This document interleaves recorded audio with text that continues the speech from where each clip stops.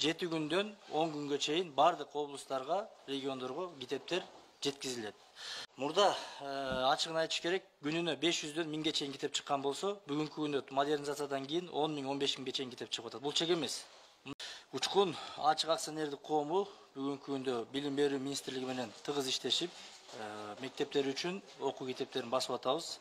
Өзүңүздөр билесиздер, президенттин жарлыгы чыккан. Ал жарлыкка ылайык бардык мамлекеттик окуу китептери жана башка мамлекеттик маанилүү документтер бүт учкундан басылсын деген жарлык чыккан. Ошол жарлыкка ылайык учкун бүгүнкү күндө толук модернизациядан өтүп, бардык заманбап жабдуулар алынып келинген. Бүгүнкү күндө алар иштеп атат.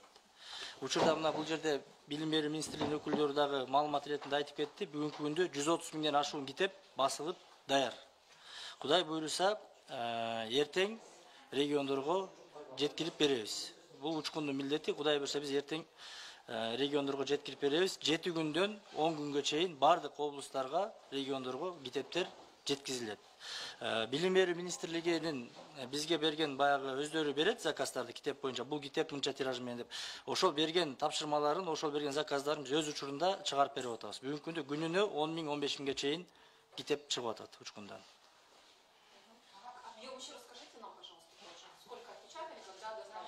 Бүгүнкү күндө учкун ачык акционердик коому тарабынан 130 000ден ашуун китеп басылып чыккан.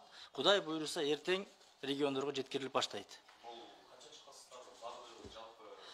Жалпы каралганда бизге бул класстарды билим берүү министрлиги аныктайт. Билим берүү министрлиги берген тапшырмаларга ылайык биз китептерди чыгарабыз. Азыр мына бул жерде учкундан чыккан китептерди алынып келинди, анан кийин таанышсаңыздар болот.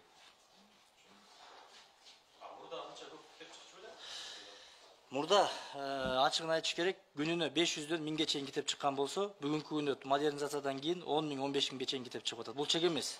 Мындан дагы көп чыгарса болот.